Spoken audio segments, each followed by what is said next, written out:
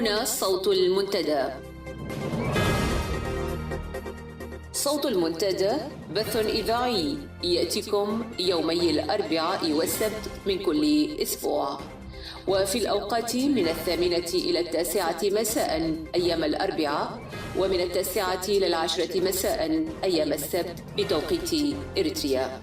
صوت المنتدى على الموجة القصيرة 15245 كيلو هرتز أو 19 متر باند. صوت المنتدى على مدى 24 ساعة في القمر الصناعي النايلسات ب8 درجات غربا، وعلى تردد 11678 للاستقطاب الرأسي. صوت المنتدى إعلام مستقل وحوار وطني بناء. صوت المنتدى.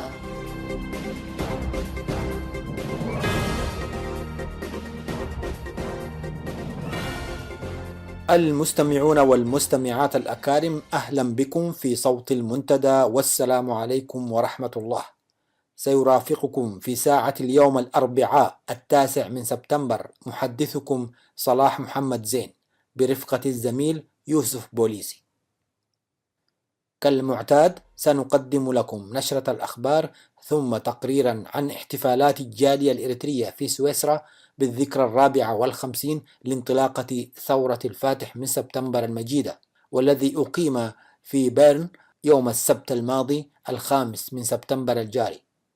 يليه حديث الأستاذ سليمان آدم حسين من قسم التعبئة في منتدى الحوار الوطني الإريتري، والقاضي عبد الله خيار الناشط الحقوقي وعضو المحكمة العليا الإريترية سابقا. وقتا طيبا ومتابعة مفيدة نرجوها لكم.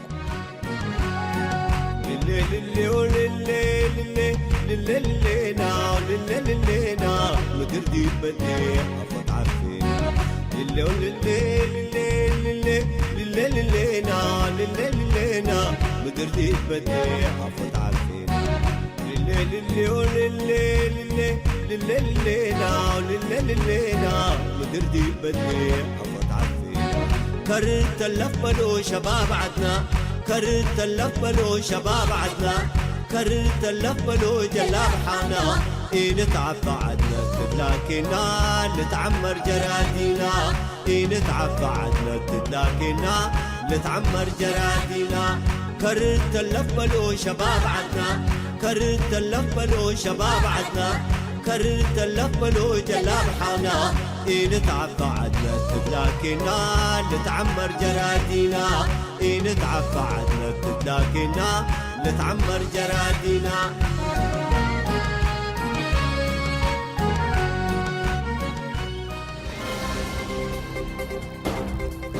صوت المنتدى.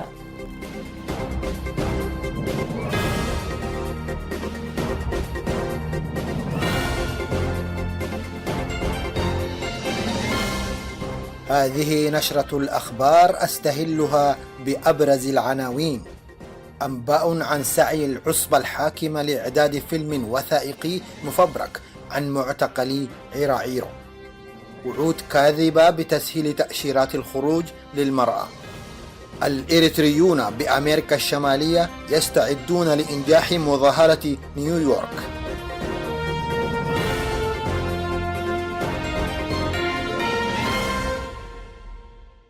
إلى التفاصيل.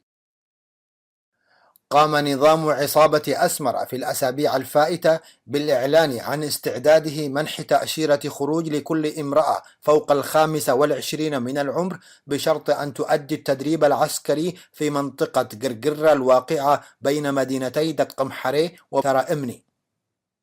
ونظرا إلى أن الحصول على تأشيرة الخروج بالنسبة للمواطن الإريتري أمر شبه مستحيل، فإن المئات من النساء والفتيات اللائي تجاوزن 25 من العمر قد تدفقن إلى معسكر قرقرة بأعداد كبيرة وأكملن فترة التدريب اللازمة.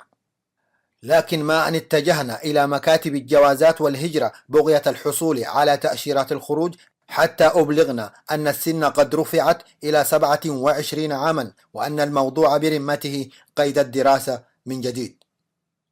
وتفيد مصادرنا في أسمرة أن الهدف من تلك التمثيلية التي قامت بها أجهزة العصابة هو إعطاء الزخم لعملية الانخراط في حمل السلاح ضمن وحدات ما يسمى بالجيش الشعبي، الذي أنشئ بغرض إلهاء المواطنين وصرف أنظارهم عن التفكير في واقع البلاد السياسي، ومن ثم لجم أي محاولة لتطبيق الدستور والدعوة إلى إقامة حكم القانون.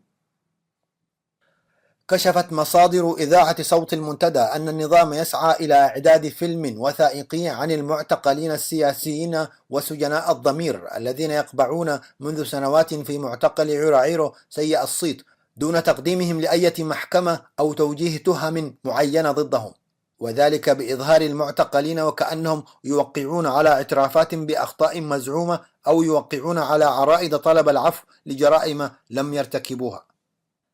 وأوضحت مصادرنا أن النظام قام في الآونة الأخيرة بإدخال بعض المندسين إلى السجن المذكور، والذين بدأوا في نشر أخبار بين أوساط المعتقلين عن عفو مزعوم سيقوم به رأس العصابة الحاكمة في القريب العاجل للأشخاص الذين يبادرون بالتوقيع على اعترافات بالجرائم التي لفقتها عليهم العصبة الحاكمة في إريتريا، بل ذهبوا في مزاعمهم وأكاذيبهم بأن النظام سيوفر للمعوقين الحماية الكاملة وسوف يسمح لهم بحرية الحركة في داخل الوطن دون أي مضايقات من أي جهة أمنية.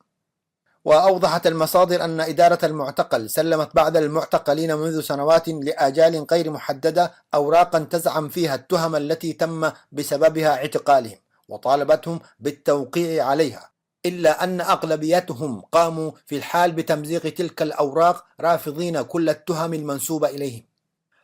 ويذكر أن محاولات عصبة أسمرة لإجبار المعتقلين السياسيين وسجناء الضمير الذين زجت بهم في معتقل عراعيرو منذ 2001 بما فيهم المجموعة الإصلاحية المعروفة بمجموعة ال15 للتوقيع على اعترافات بتهم وهمية باءت جميعها بالفشل نتيجة لرفض المعتقلين لكل التهم التي نسبت إليهم. وفي خبر ذي صلة أكدت مصادرنا أن النظام وفي سبيل التستر على جرائمه التي أصبحت معلومة لدى الشارع الإريتري يقوم حاليا بتدريب وتأهيل وحدة خاصة من منتسبي ما تسمى بالجبهة الديمقراطية لتحرير تيغراي دمحيت للقيام بمهام حراسة معتقل عراعيرو، وقد بدأت هذه الوحدة بالفعل في تلقي الدروس المكثفة بغرض التعرف على جغرافية المنطقة وتداريسها. هذا ويذكر أن حراس المعتقل المذكور كان يتم اختيارهم من وحدات قوات الدفاع الإريترية بعناية خاصة ووفق مواصفات دقيقة تتمحور أساسا على قدرة الفرد على كتمان الأسرار، غير أن طول مدة الحراسة التي عادة ما تكون دون إجازة لفترات طويلة فضلا عن الملل الذي يشعر به الحراس بمرور الزمن ظل يدفعهم إلى الهروب إلى خارج البلاد أو الاختباء بعيدا عن ملاحقة أجهزة الأمن القمعية في الداخل، بالإضافة للعقوبات الصارمة التي يواجهونها في حالة تقاربهم مع المعتقلين أو إظهارهم أي نوع من أنواع التعاطف معهم، وقد تصل العقوبة إلى حد الإعدام، وفي أحسن الأحوال اعتقالهم وعزلهم عن العالم لفترات مفتوحة الأجل. وأكدت مصادرنا عن اختفاء 2 من حراس المعتقل قبل 3 أشهر بعد أن اقتادتهم الأجهزة الأمنية إلى مكان مجهول بحجة تعاطفهم مع المعتقلين. أفادت مصادرنا من العاصمة أسمرة أن النظام القمعي اعتقل في 2 سبتمبر الجاري 15 من رجال الأعمال بتهم واهية تتعلق بإدخال العملات المزيفة وممارسة عمليات غسيل الأموال، وزج بهم في عنبر الجرائم الجنائية القابع بسجن كارشيلي الكائن بوسط العاصمة أسمرة. وكان رجال الأعمال الذين تم اقتيادهم إلى السجن المذكور بعد أن داهمتهم وحدات من الأجهزة الأمنية القمعية في كل من أسمرة وكرن ظلوا يمارسون حرفة التجارة عبر التنقل ما بين جوبا ودبي، ولم يتسنى لأقاربهم معرفة أحوالهم وأماكن احتجازهم حتى لحظة تحرير هذا الخبر. كما أفادت مصادرنا أن الزمرة الحاكمة قد أمرت بالاستيلاء على مخازنهم وممتلكاتهم الخاصة. هذا وأكد مراقبون بأن النظام الذي لم يتوانى في إدخال عملة مزيفة للنقفة إلى داخل البلاد عبر مدينة كسلا بغرض خلق حالة من عدم الاستقرار الاقتصادي وضرب الاقتصاد الوطني لحلحلة بعض المشاكل الناجمة من اتباعه لسياسات اقتصادية غير مسؤولة وهدامة، يهدف من خلال هذه الحملة الجديدة التي تطال تجار القطاع الخاص تحوير اهتمامات المواطنين عن انشغالاتهم اليومية المرتبطة بتوفير لقمة العيش اليومية وتمرير برامجه الهدامة التي تستهدف بالأساس الاقتصاد الوطني. يستعد الإريتريون المقيمون بشمال أمريكا وبالتعاون مع الإريتريين في بقية أنحاء العالم لإنجاح التظاهرة التي من المنتظر أن تجري في القريب العاجل حسب ما أفادت به الجهة المنظمة لها، وذلك دعما للجنة التحقيق الدولية حول انتهاكات حقوق الإنسان في إريتريا. وأضافت اللجنة المنظمة أن التظاهرة التي ستقام أمام مقر الأمم المتحدة بنيويورك ستتزامن مع بدء اجتماعات الدورة رقم 70 للجمعية العامة للأمم المتحدة التي ستعقد جلساتها في الفترة من 15 إلى 28 من شهر سبتمبر الحالي، وكذلك بالتزامن مع تقديم لجنة التحقيق حول انتهاكات حقوق الإنسان في إريتريا لتقريرها بشكل رسمي في 6 من شهر أكتوبر المقبل. وطالبت اللجنة المنظمة الإريتريين المنتشرين في كل بقاع العالم بالإسهام في إنجاح التظاهرة لإعادة تسطير ملحمة جنيف التي جرت في 26 من شهر يونيو الماضي. وكانت لجنة التحقيق حول انتهاكات حقوق الإنسان قد ذكرت في تقريرها الذي نشرته في 8 من شهر يونيو الماضي عن انتهاكات ترقى إلى جرائم ضد الإنسانية في إريتريا تمارسها الزمرة الحاكمة بشكل مستمر وممنهج، مما أدخل القلق والارتباك بين أركان النظام ورأسه إسياس أفورقي. انتهت النشر.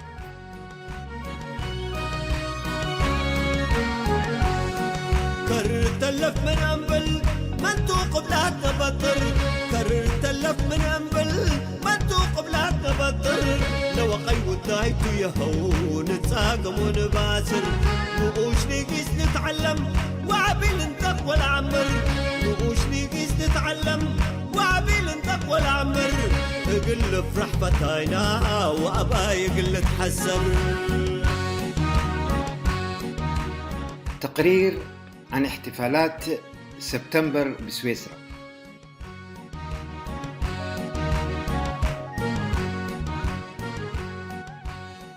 في حفل بهيج وفرحة عارمة احتفلت الجالية الإريترية في سويسرا يوم السبت الماضي الموافق ل5 من سبتمبر الجاري بالذكرى 54 لانطلاق ثورة الفاتح من سبتمبر المجيدة. وقد أما الحفل عدد كبير من أعضاء الحركة ولفيف من الإريتريين المقيمين بمختلف المدن السويسرية، بالإضافة للنشطاء الحقوقيين السويسريين والمتعاطفين مع قضية شعبنا. وقامت حركة الشباب الإريتري التغيير بسويسرا بتنظيم احتفال تحت الشعار لا مستقبل لأمة يغيب شبابها عن ساحات النضال. وقال السيد جليواي سعيد رئيس المجلس التشريعي للحركة في مستهل الاحتفال إن النضال الذي يخوضه شعبنا من أجل استرداد حقوقه المشروعة في الديمقراطية والحرية يتطلب تضافر جهود كافة الإريتريين الغيورين على رفعة شأن الوطن وصون كرامة شعبه والحادبين على تخليصه من الاستبداد والتسلط الذي يعاني منهما شعبنا من عصابة الهردة.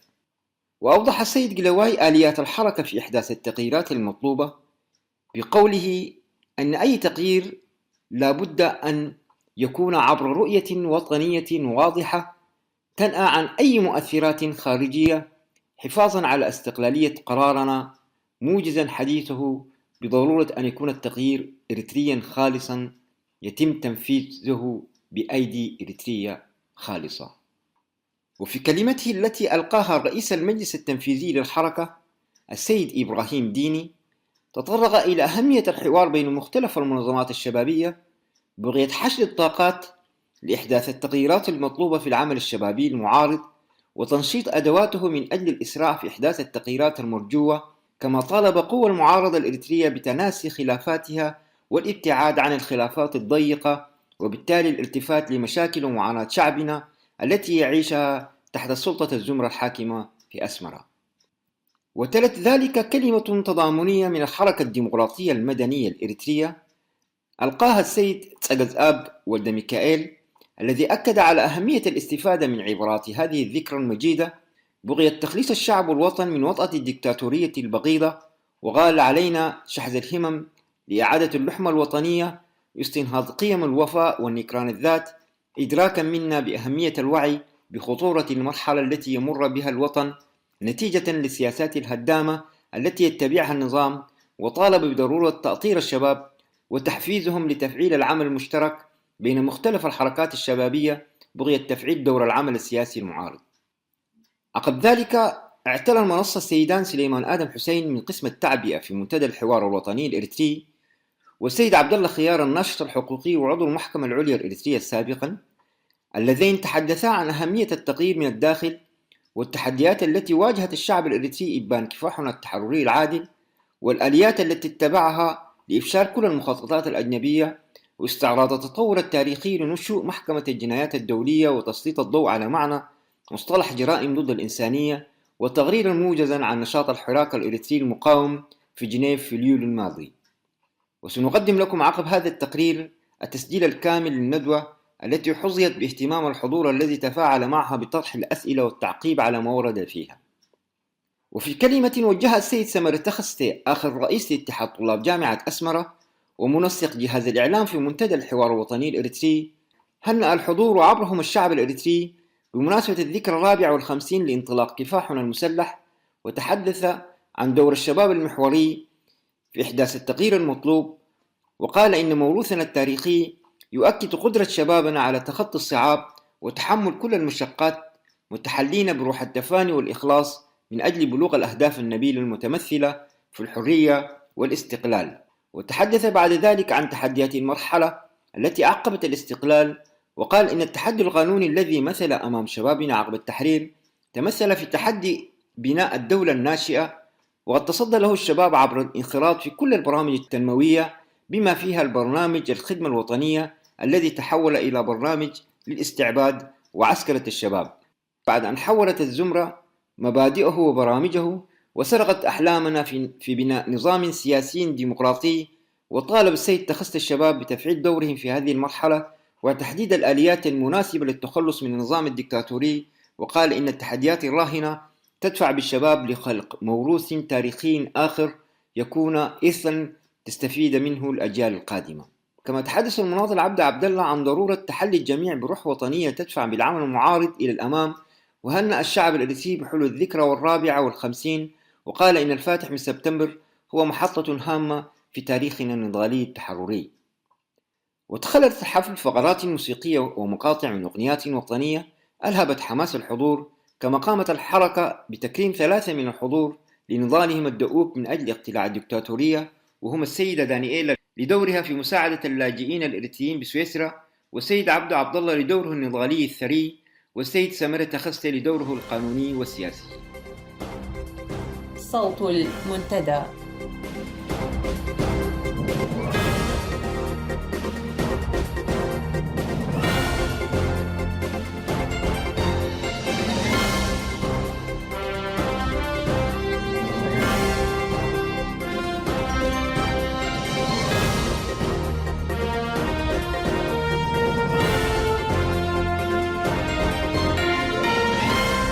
سعيد جدا مع الاستاذ سليمان والاستاذ عبد الله خيار.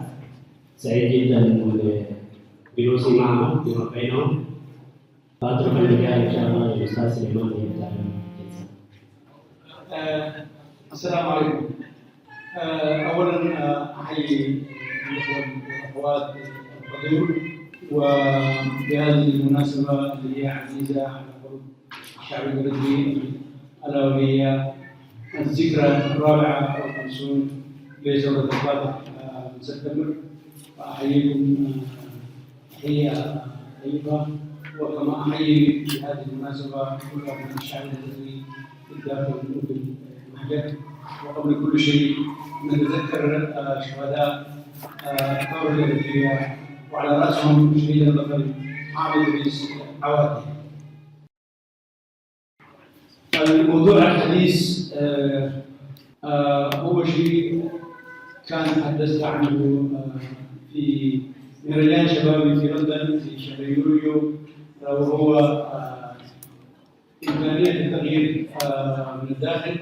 وعندما عرض علي هذا الموضوع بالرغم من أهميته إلا أنه كان عبرت عن عدم ارتياحي بالموضوع، لأنه كان في رأيي يوحي ما يوحي أن هناك في إمكانيات أخرى للتغيير. فحاولت في النهاية أصيغ بالطريقة التي أفهمها وتكون مفيدة للحوار، لأنه إذا كان السؤال هو هل يمكن التغيير من الداخل أم لا؟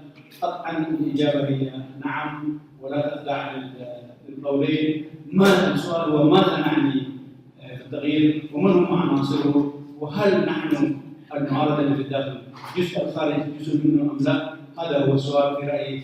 أيوة نعم، ما في حاجة اسمها عندما نتحدث عن قوى التغيير في أريتريا، سواء كانت موجودة في المهجر سواء كانت موجودة في الداخل، كل ما هو مطلوب لأنه مدار واحد هو بناء الجسر الذي يربط هذه المعارضتين بحيث تعجل من إسقاط نظام الاستبداد السائد في أريتريا أكثر من عقدين الآن. فعشان كده قبل ما أخش في موضوع الرئيس أحاول أتكلم عن بعض المفردات حتى على الأقل في هذا الحوار فهمنا لها يكون متقارب. أولا التغيير نفسه ماذا يعني؟ طبعا لغويا التغيير هو عندما يتم تبديل وضع سائد بوضع آخر يمكن أن يطلق عليه التغيير. ما هو التغيير بالنسبة لنا؟ فيعرف أكثر من التعريف اللغوي. هو التغيير الذي يعني يعيد للإنسان الأريتري الكرامة والحرية المفردتين، يعيد السلم الاجتماعي ويرجع البلد في سكة التطور والازدهار. ولا يتم هذا إلا ببناء نظام دستوري يعتمد على الإرادة الشعبية وسيادة القانون ويحتكم لمبادئ العدالة والديمقراطية وكل هذه القيم التي ننادي بها. إذا عندما نقول التغيير هذا هو التغيير، وأي شيء آخر ربما نطلق عليه شيء آخر، ولكن هذا هو التغيير بالنسبة لنا. والأشياء الثانية لا نقولها التغيير. العودة إلى الموضوع الرئيس، أكيد طبعا التغيير راح يحدث في داخل الولايات وعناصره هو المعارضة الموجودة في داخل الولايات، وكذلك هو المعارضة الموجودة في خارج الولايات. واللي ما توفقنا فيه لحد الآن نحن كاريتريين واللي طول من عمر الاستبداد هو عدم بناء هذا الجسر بين المعارضة الداخل ومعارضة الخارج، وهو ذا التحدي لنا بالذات في الشباب. ده المفروض نعمل فيه، ولكن لا يبرر تقسيم المعارضه على انه المعارضه في ذلك شيء والمعارضه الداخليه الخارجيه شيء اخر. اللي نسميه خارجي اساسا هو اي خارجيه، وهذا غير مرفوض. واذا اتى يسمى احتلال، غزو، تدخل، اي شيء، ولكن لا يسمى اطلاقا بالتغيير. بالتالي تعريفنا بالنسبه للتغيير هو التغيير الايجابي، التغيير الذي يساعدنا أن نبني دولة ديمقراطية حقيقية تتم الدستورية الشعبية. هذا الإيمان، التغيير بالاعتماد بشكل رئيسي على قدرات الشعب الأريتري في الداخل والخارج. من أين يأتي هذا الإيمان؟ هناك أسباب كثيرة. أولهم هو تاريخ، وثانيهم هو الوضع السائد في أريتريا والنضال الذي نحن جزء منه الآن. الثالث هو من منظور تجارب الشعوب. الرابع ربما مسألة فلسفية تجعل من التغيير ضرورة حتمية. لاعتبار أسهلهم نبدأ من الأخير، لأنه التغيير هو سنة الحياة ولا بد أن يأتي عاجلا آجلا، وتحدثوا عنه الفلاسفة كثيرا. عجبتني عبارة قالها أحد الفلاسفة اليونانيين الذين عاشوا قبل سقراط، اسمه هيراكليتوس. هو عرف التغيير كالآتي: قال في الحياة الشيء الثابت الوحيد هو التغيير، يعني ما في شيء ثابت في الحياة إلا التغيير نفسه. وفي عبارة ثانية سمى التغيير باعتبارها فليفر اوف لايف، اللي هو يعني حاجة بتطعم الحياة، فإذا نكهة الحياة اوكي فليفر يعني كمان يود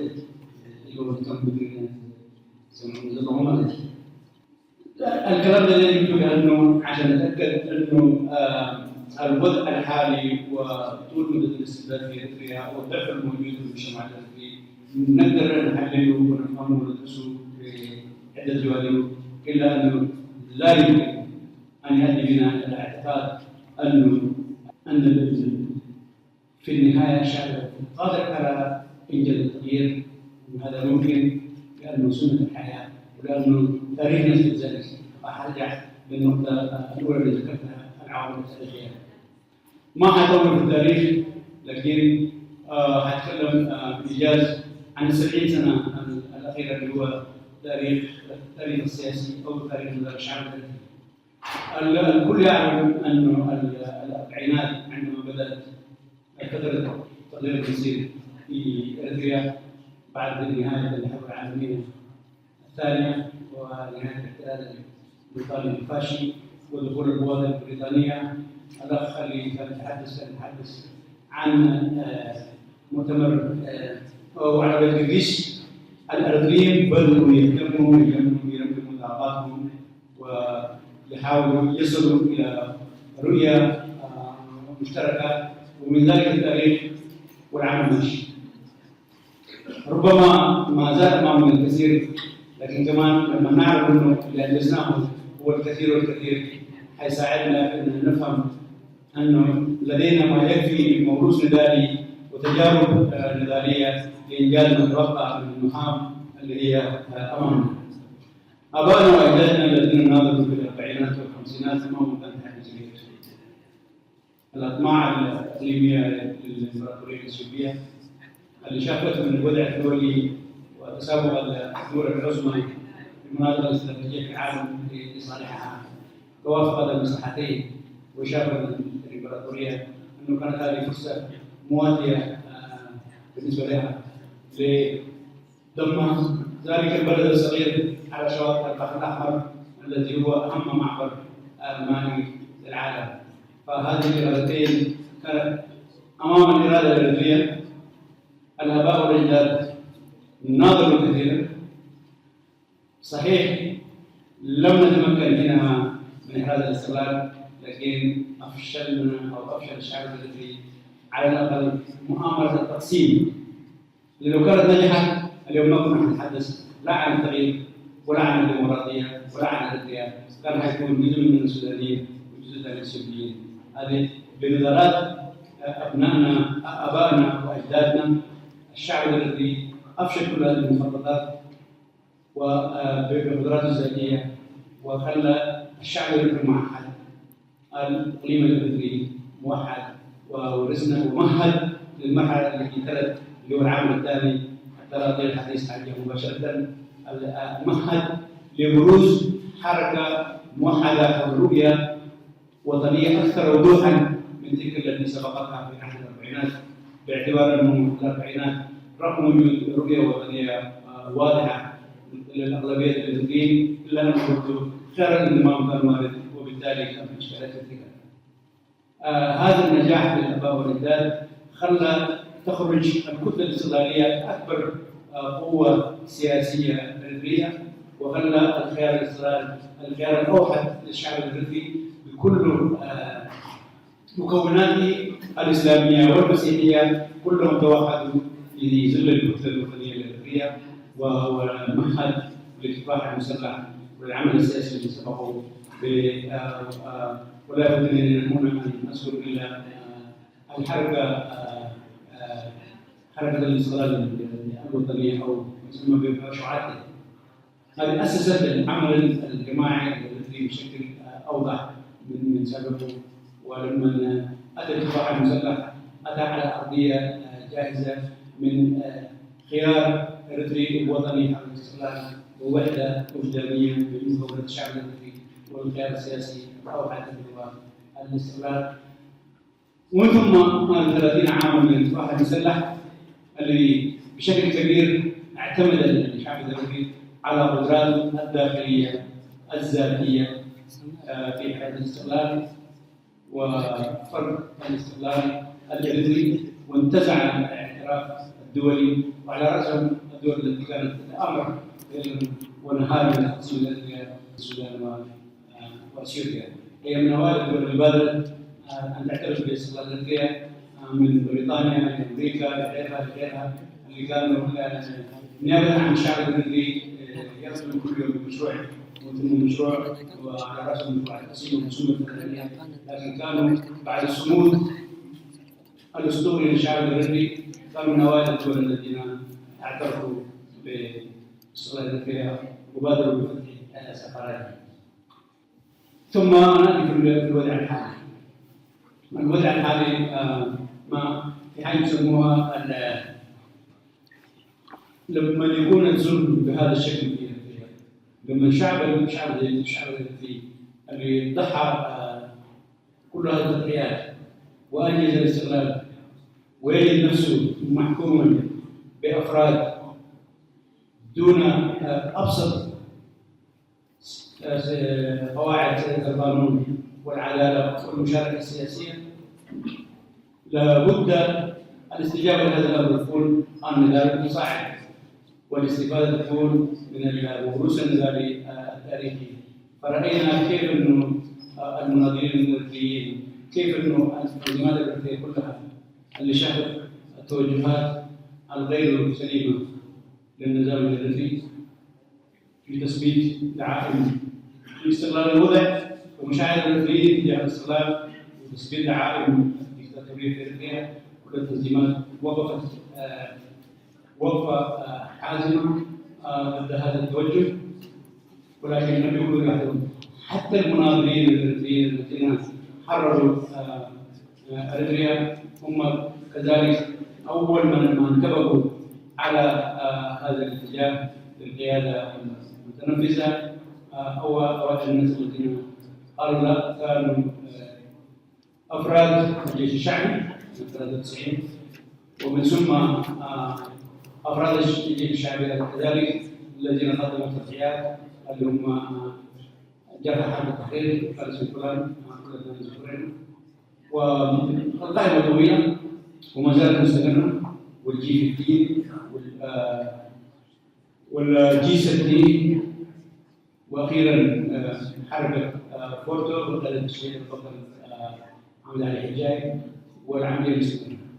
هذا الوضع لابد في نهايته ان يحدث التغيير، والكفه كل يوم قاعد تميل لصالح وتغيير في اريتريا، وبالتالي ايماننا من ضروره او قدراتنا ايماننا في قدراتنا في انجاز هذا التغيير كذلك يبنى ثم يبنى يؤسس على هذا الواقع الموجود في اريتريا. والمهجر الاريتري له دور بالطبع له دور حاسم كذلك، حتى لو قلنا انه التغيير في الداخل لكن ياتي بتضافر من هم في الداخل ومن هم في الخارج. هذا النضال المساعد يوميا، وهذا الحراك الشبابي الذي نراه مع معاييرنا رغم بعض الجوانب الداخليه وهذه مسؤوليتنا جميعا ان نرى كيف نعالجها، الا انها تؤدي الى انه الشعب الذي مدما تضافرت جهوده في اتجاه تحقيق هدف واضح وواحد عندها القدره في انجاز المهمه اللي هو انهاء التي. فبالتالي ايماننا بقدرات الشعب الاريتري على انجاز التغيير، انا مع حضرتك مع الداخل والخارج لانه كله داخلي هو داخلي في الشعب الاريتري، يستند على عوامل واقعيه معاشة، على عوامل تاريخية، على عوامل مبدئية فلسفية ونظرية ستحدد انه التغيير هو ضرورة الحياة. وشكرا جزيلا. السلام عليكم.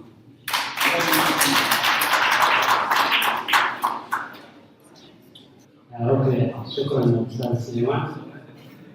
الاسئله والمداخلات زي ما قلت هتكون في النهايه ان شاء الله تختصر الاسئله التي قلتها. الان ان شاء الله نكون مع القاضي في المحكمه العليا سابق عبد الله خيار الجامعي. السلام عليكم. في البداية بأمير الامتنان أشكر إخوتي الحركة بإتاحتهم الفرصة للحديث معكم مرة ثانية، وأيضا أشكركم أنتم لأن هذه اللقاءات تأتي في سياق التشاور والتفاكر وتبادل الخبرات. وفي هذه المناسبة نحيي الشهيد القائد حامد إدريس عواتي ورفاقه الميامين في الدور اللاحم وصدته لنا الطريق للوصول إلى الحرية. أما فيما يختص بما تتحدث عنه هو أيضا سيكون مجرد تغيير لما ستؤول إليه الأمور فيما بعد. حقيقة زهد أعضاء المجلس من بضاعة الاجتهادات الجسيمة المرتكبة في تلك، وده الشيء دفعهم إلى النظر في أنه هذه ليس مجرد انتهاكات لحرية الصحافة أو حرية العقيدة أو حرية الحركة أو غيرها من الحريات الأساسية. هذه جرائم ترتقي إلى مستوى الجرائم ضد الإنسانية، والجرائم ضد الإنسانية هي من اختصاص محكمة الجنايات الدولية حسب اتفاقية روما.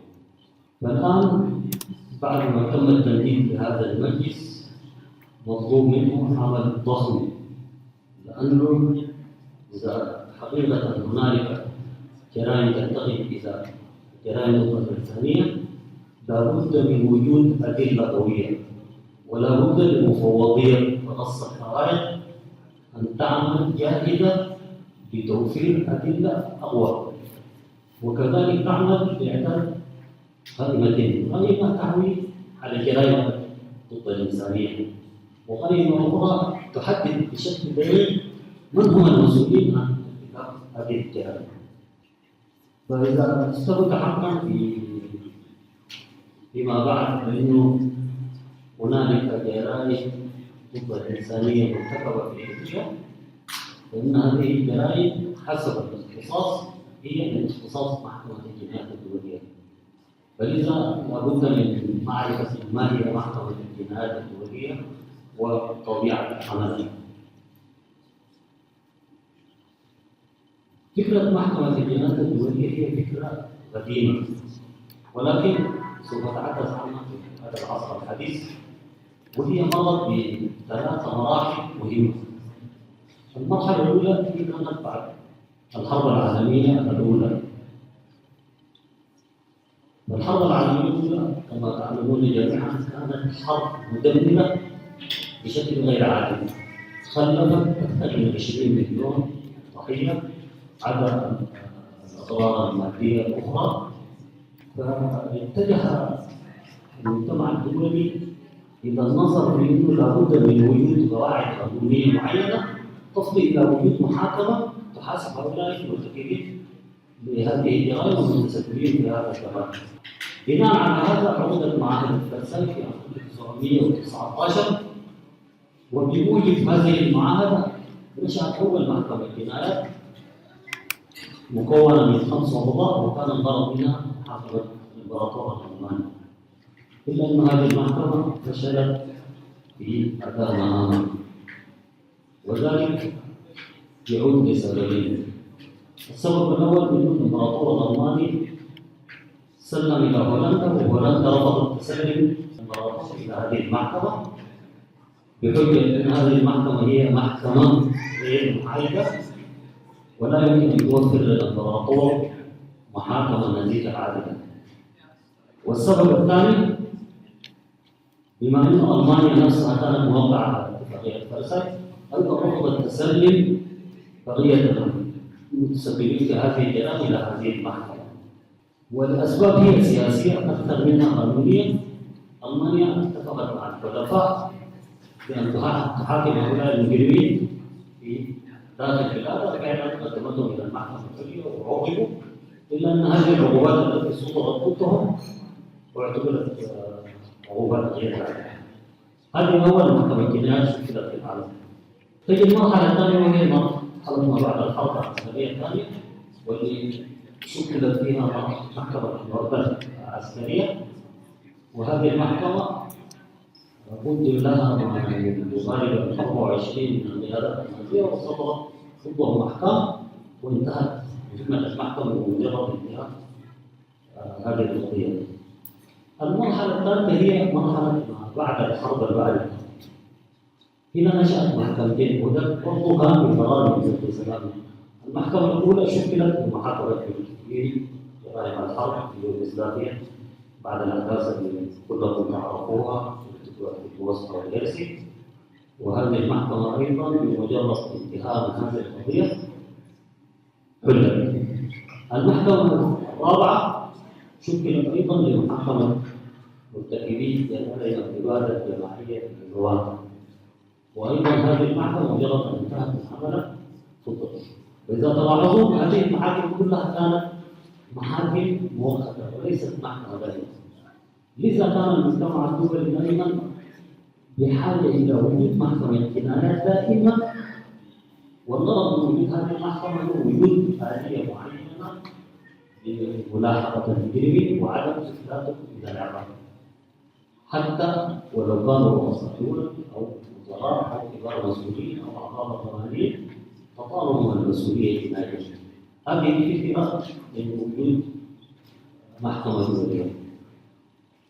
بقرار من الجمعية العامة للأمم المتحدة تم تشكيل لجنة بناء على هذه الأساسيات، وعقد في الفترة ما بين 15/6 إلى 17/7 من 1998 اجتماع دبلوماسي في العاصمة الإيطالية روما.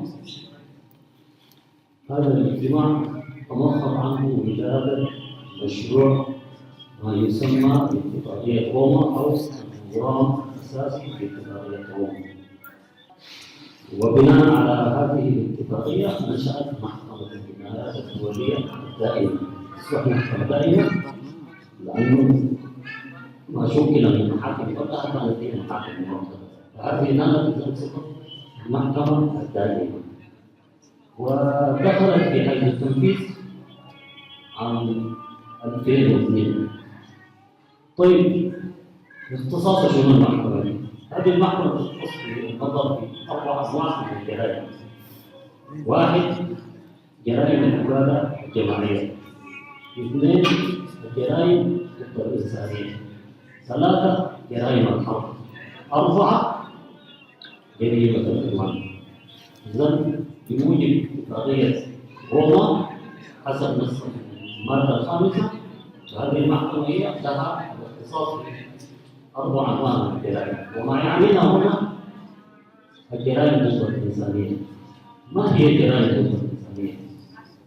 حسب ما تعريف الوالد في اتفاقية روما، فالجرائم ضد الإنسانية تشمل القتل العمد والإبادة الجماعية نفسها. وهذه الإبادة يمكن أن تتحقق بالقتل المباشر أو تتحقق أيضا بحرمان قطاع من السكان بمنع عنهم الطعام أو الدواء بغصب إخلاقه. الإبعاد الغصب وهو نقل المواطنين من مكان إلى آخر بدون وجود قوة الرفض. التعذيب بكافة أشكاله، خاصة الأذى الذي يطال الشخص في عقله أو في جسمه. كذلك الاغتصاب والاستعباد الجنسي والاستغراق أي جرائم البشر. كذلك من الجرائم ضد الإنسانية جريمة الإرهاب. والإرهاب كما هو معروف هو منع مجموعة من الناس أو مجموعة من السكان من حقوقهم المدنية بسبب عرقهم أو انتمائهم الثقافي أو الديني أو الوطني. هذه اختصاصات محكمة الجنايات الدولية. أما من حيث التشكيل فهي تتشكل من 3 دوائر. هنالك دائرة تمهيدية تعد للقضايا وتصدر أوامر الضبط، ومن ثم تهيئ للمحكمة الابتدائية موضوعات القضية أمامها، وهي مكونة من 6 من القضاة من جنسيات مختلفة. الدائرة الثانية وهي الدائرة الابتدائية، هذه الدائرة مختصة بالنظر في القضية، وهنالك إجراءات كبيرة بشكل عام كما يجرى في المحاكم العادية. بعد أن يقدم المدعي العام لائحة الاتهام المتهم يدل عليها، يوفر للمتهم محاكمة عادلة ونزيهة وعلنية، وأيضا يوفر له محامي له خبرة في مجال القانون الدولي. فبعد أن تستمع المحكمة إلى الشهادات والأدلة تصدر حكمها، وهذا الحكم الذي تصدر هذه المحكمة هو ليس قرار نهائي. يمكن للمدعي العام أو للمتهم أو المتهمين استئناف هذا القرار إلى ثالث سلسة تسمى لائحة الاستئناف، وهي مكونة من 5 قضاة برئاسة رئيس المحكمة نفسه. هذا بشكل عام عن عمل المحكمة. ولكن هنالك أيضا مآخذ على عمل هذه المحكمة، لأنه مجلس الأمن يجيب بمكيالين في القضايا السياسية، والعلاقات التبعية التي تربط هذه المحكمة بمجلس الأمن ومدى تكافؤ الجانب القانوني والسياسي. فقرارات المحكمة بتكون مبنية على معيارين: معيار قانوني تهدف من خلاله إلى تحقيق العدالة، ومعيار سياسي تهدف من خلاله خدمة الإدارة السياسية للدول الكبيرة في مجلس الأمن. ولكن نحن بشكل عام مسألة حقوق الإنسان الآن تتمتع بمساندة دولية عامة، ولذا نحن يجب أن نفعل العمل السياسي ونطبق العمل الدبلوماسي، لأنه الركود إلى حل واحد لا يخدمنا. فبالتالي مطالبين في الفترة القادمة إنه نحن نتعاون مع هذه اللجنة ونبذل جهد يوازي هذا الجهد القانوني، باعتبار انه في نهايه الامر تتداخل الجوانب القانونيه مع الجوانب السياسيه. لذا يجب ان نصل الى كل المنصات العالميه لابراز قضيتنا. وانتم الشباب مطلوب منكم دور كبير جدا في المرحله المقبله باعتبار انه القوه الفاعله. اخيرا نحب ان يشير إلى مسألة هامة، وهناك بعض الخلط في الفهم بين محكمة العدل الدولية ومحكمة الجنايات الدولية. محكمة العدل الدولية وهي أيضا مقرها في لاهاي باختصاصا تنظر في النزاعات القانونية الناشئة بين الدول. مثلا النزاع بين ليبيا وسوريا في منطقة بادوميا هو نزاع قانوني تم عرضه على محكمة العدل الدولية، ومحكمة العدل الدولية هي التي أصدرت قرار في موضوع بادوميا. إذن هي محكمة ذات طبيعة مدنية. أما محكمة الجنايات الدولية كما واضح من اسمها هي محكمة الجنايات، تختص بالقضايا الأربعة التي ذكرناها. جعلت باللغم أباينو سكينة قوما توري سمع أباينو سكينة قوما توري سمع كم محيا يتهدن شلع حلا وقمع وحدة جديدة حد نجمل ياهو أباي نفرح وحدة جديدة حد نجمل ياهو أباي نفرح بقلنا دحين قبيلنا ياهو قوماتنا نرتاح.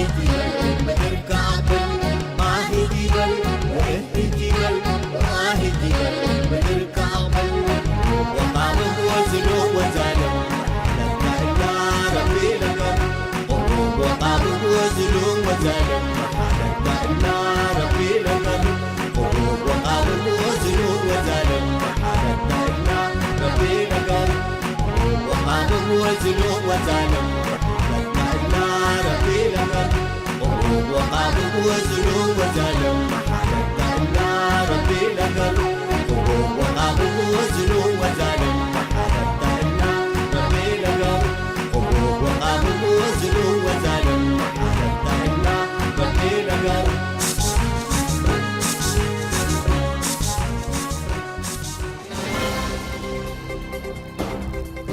صوت المنتدى.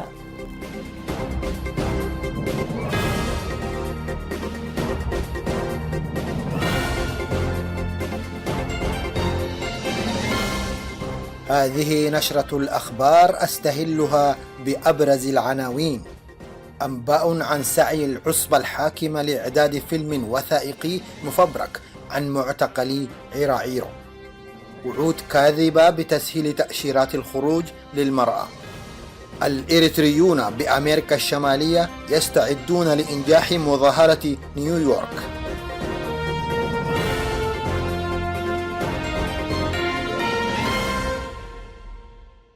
إلى التفاصيل. قام نظام عصابة أسمر في الأسابيع الفائتة بالإعلان عن استعداده منح تأشيرة خروج لكل امرأة فوق 25 من العمر بشرط أن تؤدي التدريب العسكري في منطقة قرقرة الواقعة بين مدينتي دقمحري وترى إمني. ونظرا إلى أن الحصول على تأشيرة الخروج بالنسبة للمواطن الإريتري أمر شبه مستحيل، فإن المئات من النساء والفتيات اللائي تجاوزن 25 من العمر قد تدفقن إلى معسكر قرقرة بأعداد كبيرة وأكملن فترة التدريب اللازمة. لكن ما أن اتجهنا إلى مكاتب الجوازات والهجرة بغية الحصول على تأشيرات الخروج حتى أبلغنا أن السن قد رفعت إلى 27 عاما وأن الموضوع برمته قيد الدراسة من جديد. وتفيد مصادرنا في أسمرة أن الهدف من تلك التمثيلية التي قامت بها أجهزة العصابة هو إعطاء الزخم لعملية الانخراط في حمل السلاح ضمن وحدات ما يسمى بالجيش الشعبي، الذي أنشئ بغرض إلهاء المواطنين وصرف أنظارهم عن التفكير في واقع البلاد السياسي، ومن ثم لجم أي محاولة لتطبيق الدستور والدعوة إلى إقامة حكم القانون. كشفت مصادر إذاعة صوت المنتدى أن النظام يسعى إلى إعداد فيلم وثائقي عن المعتقلين السياسيين وسجناء الضمير الذين يقبعون منذ سنوات في معتقل عراعيرو سيء الصيت دون تقديمهم لأي محكمة أو توجيه تهم معينة ضدهم، وذلك بإظهار المعتقلين وكأنهم يوقعون على اعترافات بأخطاء مزعومة أو يوقعون على عرائض طلب العفو لجرائم لم يرتكبوها. وأوضحت مصادرنا أن النظام قام في الآونة الأخيرة بإدخال بعض المندسين إلى السجن المذكور، والذين بدأوا في نشر أخبار بين أوساط المعتقلين عن عفو مزعوم سيقوم به رأس العصابة الحاكمة في القريب العاجل للأشخاص الذين يبادرون بالتوقيع على اعترافات بالجرائم التي لفقتها عليهم العصبة الحاكمة في إريتريا. بل ذهبوا في مزاعمهم وأكاذيبهم بأن النظام سيوفر للمعوقين الحماية الكاملة وسوف يسمح لهم بحرية الحركة في داخل الوطن دون أي مضايقات من أي جهة أمنية. وأوضحت المصادر أن إدارة المعتقل سلمت بعض المعتقلين منذ سنوات لآجال غير محددة أوراقا تزعم فيها التهم التي تم بسببها اعتقالهم، وطالبتهم بالتوقيع عليها، إلا أن أغلبيتهم قاموا في الحال بتمزيق تلك الأوراق رافضين كل التهم المنسوبة إليهم. ويذكر أن محاولات عصبة أسمر لإجبار المعتقلين السياسيين وسجناء الضمير الذين زجت بهم في معتقل عراعيرو منذ 2001 بما فيهم المجموعة الإصلاحية المعروفة بمجموعة 15 للتوقيع على اعترافات بتهم وهمية باءت جميعها بالفشل نتيجة لرفض المعتقلين لكل التهم التي نسبت إليهم. وفي خبر ذي صلة أكدت مصادرنا أن النظام وفي سبيل التستر على جرائمه التي أصبحت معلومة لدى الشارع الإريتري يقوم حاليا بتدريب وتأهيل وحدة خاصة من منتسبي ما تسمى بالجبهة الديمقراطية لتحرير تيغراي دمحيت للقيام بمهام حراسة معتقل عراعيرو. وقد بدأت هذه الوحدة بالفعل في تلقي الدروس المكثفة بغرض التعرف على جغرافية المنطقة وتداريسها. هذا ويذكر أن حراس المعتقل المذكور كان يتم اختيارهم من وحدات قوات الدفاع الإريترية بعناية خاصة ووفق مواصفات دقيقة تتمحور أساسا على قدرة الفرد على كتمان الأسرار، غير أن طول مدة الحراسة التي عادة ما تكون دون إجازة لفترات طويلة فضلا عن الملل الذي يشعر به الحراس بمرور الزمن ظل يدفعهم إلى الهروب إلى خارج البلاد أو الاختباء بعيدا عن ملاحقة أجهزة الأمن القمعية في الداخل، بالإضافة للعقوبات الصارمة التي يواجهونها في حالة تقاربهم مع المعتقلين أو إظهارهم أي نوع من أنواع التعاطف معهم، وقد تصل العقوبة إلى حد الإعدام، وفي أحسن الأحوال اعتقالهم وعزلهم عن العالم لفترات مفتوحة الأجل. وأكدت مصادرنا عن اختفاء 2 من حراس المعتقل قبل 3 أشهر بعد أن اقتادتهم الأجهزة الأمنية إلى مكان مجهول بحجة تعاطفهم مع المعتقلين. أفادت مصادرنا من العاصمة أسمرة أن النظام القمعي اعتقل في 2 سبتمبر الجاري 15 من رجال الأعمال بتهم واهية تتعلق بإدخال العملات المزيفة وممارسة عمليات غسيل الأموال، وزج بهم في عنبر الجرائم الجنائية القابع بسجن كارشيلي الكائن بوسط العاصمة أسمرة. وكان رجال الأعمال الذين تم اقتيادهم إلى السجن المذكور بعد أن داهمتهم وحدات من الأجهزة الأمنية القمعية في كل من أسمرة وكرن ظلوا يمارسون حرفة التجارة عبر التنقل ما بين جوبا ودبي، ولم يتسنى لأقاربهم معرفة أحوالهم وأماكن احتجازهم حتى لحظة تحرير هذا الخبر. كما أفادت مصادرنا أن الزمرة الحاكمة قد أمرت بالاستيلاء على مخازنهم وممتلكاتهم الخاصة. هذا وأكد مراقبون بأن النظام الذي لم يتوانى في إدخال عملة مزيفة للنقفة إلى داخل البلاد عبر مدينة كسلا بغرض خلق حالة من عدم الاستقرار الاقتصادي وضرب الاقتصاد الوطني لحلحلة بعض المشاكل الناجمة من اتباعه لسياسات اقتصادية غير مسؤولة وهدامة، يهدف من خلال هذه الحملة الجديدة التي تطال تجار القطاع الخاص تحوير اهتمامات المواطنين عن انشغالاتهم اليومية المرتبطة بتوفير لقمة العيش اليومية وتمرير برامجه الهدامة التي تستهدف بالأساس الاقتصاد الوطني. يستعد الإريتريون المقيمون بشمال أمريكا وبالتعاون مع الإريتريين في بقية أنحاء العالم لإنجاح التظاهرة التي من المنتظر أن تجري في القريب العاجل حسب ما أفادت به الجهة المنظمة لها، وذلك دعما للجنة التحقيق الدولية حول انتهاكات حقوق الإنسان في إريتريا. وأضافت اللجنة المنظمة أن التظاهرة التي ستقام أمام مقر الأمم المتحدة بنيويورك ستتزامن مع بدء اجتماعات الدورة رقم 70 للجمعية العامة للأمم المتحدة التي ستعقد جلساتها في الفترة من 15 إلى 28 من شهر سبتمبر الحالي، وكذلك بالتزامن مع تقديم لجنة التحقيق حول انتهاكات حقوق الإنسان في إريتريا لتقريرها بشكل رسمي في 6 من شهر أكتوبر المقبل. وطالبت اللجنة المنظمة الإريتريين المنتشرين في كل بقاع العالم بالإسهام في إنجاح التظاهرة لإعادة تسطير ملحمة جنيف التي جرت في 26 من شهر يونيو الماضي. وكانت لجنة التحقيق حول انتهاكات حقوق الإنسان قد ذكرت في تقريرها الذي نشرته في 8 من شهر يونيو الماضي عن انتهاكات ترقى إلى جرائم ضد الإنسانية في إريتريا تمارسها الزمرة الحاكمة بشكل مستمر وممنهج، مما أدخل القلق والارتباك بين أركان النظام ورأسه إسياس أفورقي.